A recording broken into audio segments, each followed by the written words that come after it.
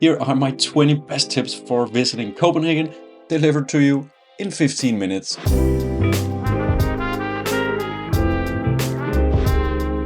Number 1 is to take the metro from the airport. This is probably the most asked questions when people visit Copenhagen. How do I get from the airport to my hotel? And 99% of the time the answer is taking the metro. It's really easy, just follow the signs in the airport, you buy a ticket right there. There's even some people you can ask if you're in doubt what to do. And if you're staying in and around the city center, it's gonna take you about 20-25 minutes to get to your hotel.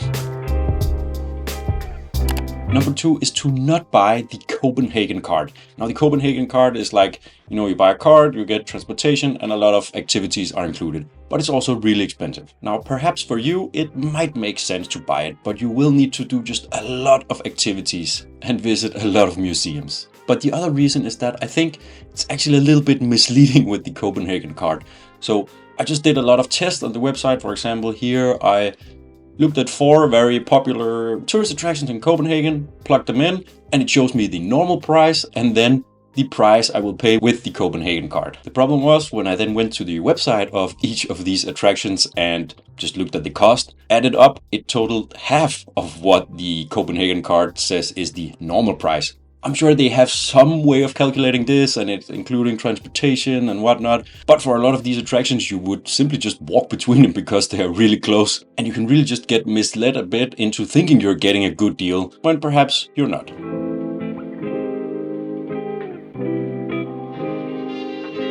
And number 3 is to walk.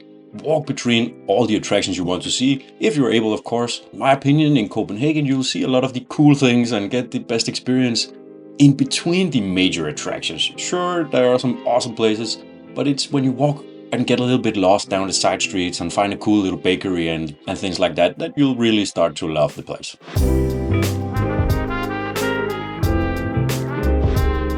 Number 4, don't research too much. Now I know it's a little bit ironic because if you're watching this, you're probably doing some research on your Copenhagen trip, and it's not a bad thing. But I mean, it's like not overdoing it. Like you don't need to watch 100 videos or have every single minute planned out or know the layout of Copenhagen by hand before you leave. Allow yourself to get a little bit surprised. Have a solid plan, but again, just don't overdo it. And here walking is great because you will just get surprised and see a lot of cool places that you haven't seen on YouTube or social media beforehand.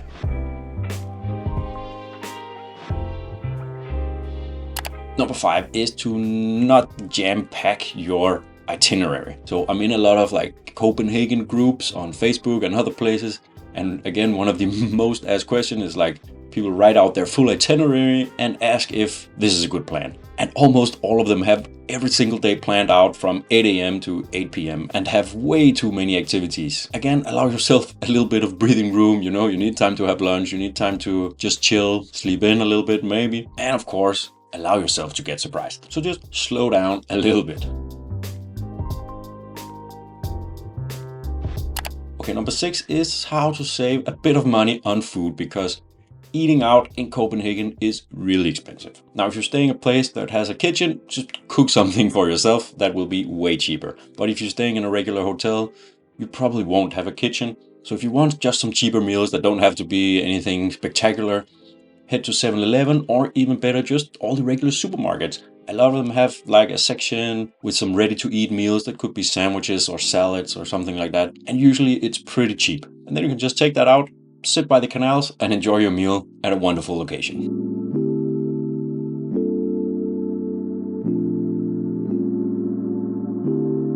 Number 7 is when should you visit? Now, if you can go any time of the year, I always recommend like the warmer months. Going in summer is just better because it gets really cold here, it's rainy and windy. And especially in Copenhagen, the town just really comes alive during the summer months. July and August are probably the busiest and the most expensive, but you'll also have the highest chance of some nicer weather. But May and September, I think, are perhaps the hidden gems of when to visit Copenhagen. If you have to visit in the winter, go in December because you really get a bit of Christmas vibe going on all around the city. The rest of the winter months are pretty boring and the weather is terrible.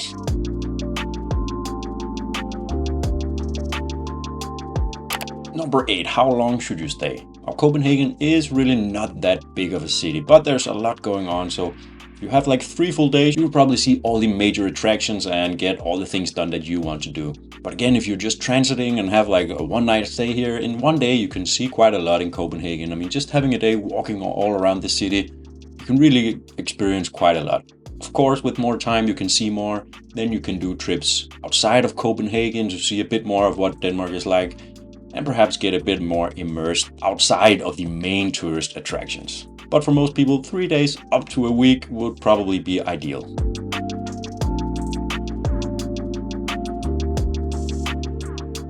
Number 9. Okay, there's no need to take out cash when you're in Denmark. Of course you can if you want to, but you will of course have to pay the fees for taking out the cash. You can pay with cash pretty much anywhere in Copenhagen, so don't worry about that if you like having cash. But you can also pay with your card everywhere. So especially if you're on a shorter trip, just use your card. And that leads us to number 10, which is all about the tipping culture here in Copenhagen and in Denmark. So tipping in Denmark is not expected. I guess you could say it's appreciated, but not expected. So if you think your restaurant bill is extremely high and you don't really want to add an extra 10, 15, 20% to that, it's no problem that you don't tip. Of course, if you get great service, then go ahead and tip. But keep in mind that if you tip, say, $10, usually they won't just go to that waiter that you tipped. Normally, tips in Denmark are like shared. So the whole team of the restaurant will share the tips at the end of the day. And quite often you might find that if you pay with card at a restaurant that, when you type in your PIN and everything, that it will ask you to add a tip or not. And again, it could be a little bit awkward when the waiter is standing there with the machine and you just press no to adding a tip. But again, it's really no problem and it's very normal. Tip if you get awesome service and don't if you don't. Number 11, is it safe and what are the scams in Copenhagen? So Copenhagen is probably one of the safest cities in the world. But of course you should always be aware of pickpockets. I think mainly probably in the metro if it's like really crowded, or perhaps at the Copenhagen Central Station is where pickpocketing usually happens. So just like be aware of all your stuff. And there really aren't that many scams in Copenhagen. I think one of the more normal ones, I have had it happen to me once, is like someone will come up to you and perhaps ask for directions or ask you to look at a map or kind of get your attention away. And then a second person will, try to approach you from behind, perhaps to pickpocket you from your pockets or your bag or whatever. But really, most areas of Copenhagen are very safe at all times of the day or night.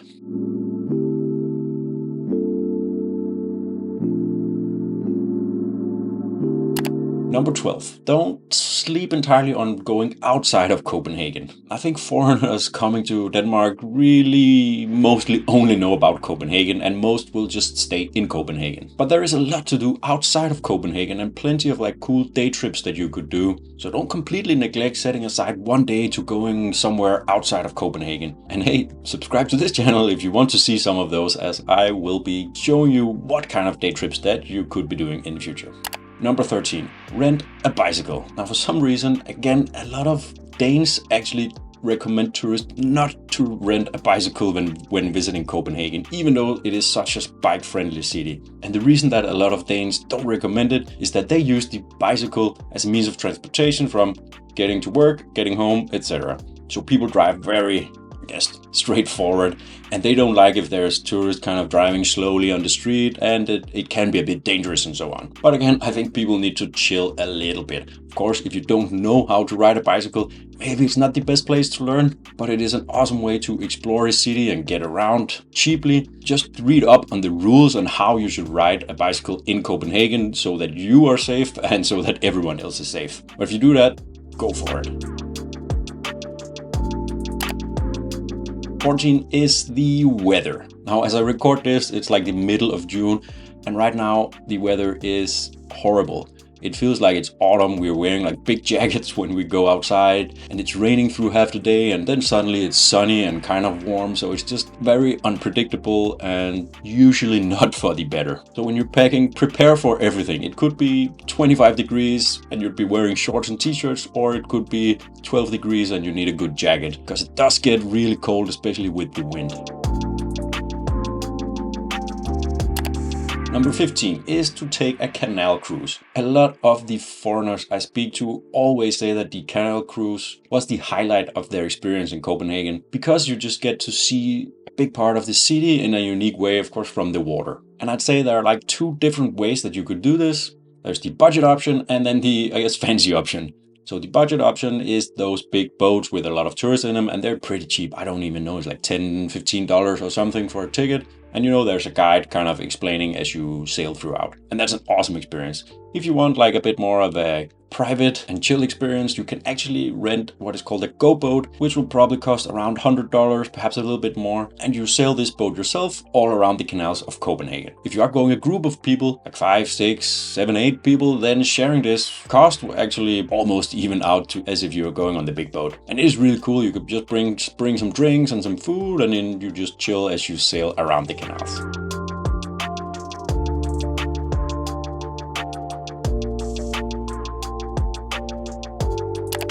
Number 16. Copenhagen is really expensive. Expect to spend $100 to $200 per night for a hotel, and like $10 to $20 for every meal. And a lot of activities aren't really that cheap either, so it just adds up really quickly. But luckily there are a lot of free things to do in Copenhagen, and in my Copenhagen travel guide I do show a lot of these, so you can watch that later. The link is down in the description.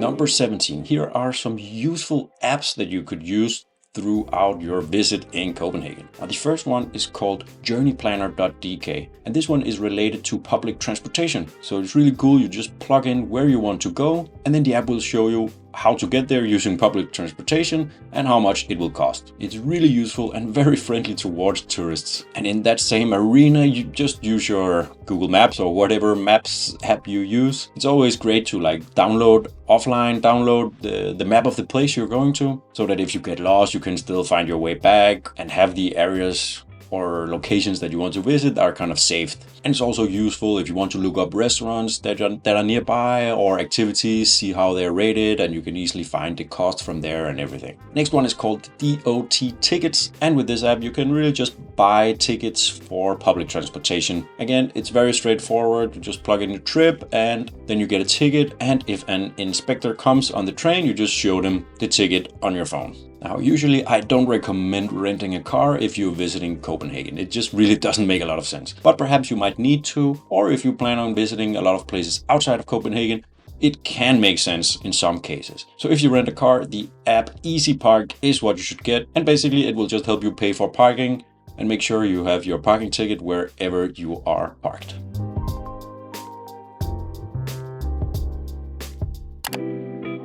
Number 18 is the must-eat food items when you visit Copenhagen. So the first one is called smørrebrød. It's really an open-faced sandwich on rye bread, and it is really good. There are plenty of awesome restaurants that will serve this throughout Copenhagen. And again, if you have a hotel with a kitchen or an Airbnb, you could try your hand at making some yourself. Next up is to get a hot dog from a classical hot dog stand in Copenhagen. Yes, they really are that good. And finally, try a lot of pastries in Copenhagen. There are so many awesome bakeries and they make some really, really delicious pastries. Again, all of this will probably get a little bit expensive, but it will be worth it. Trust me.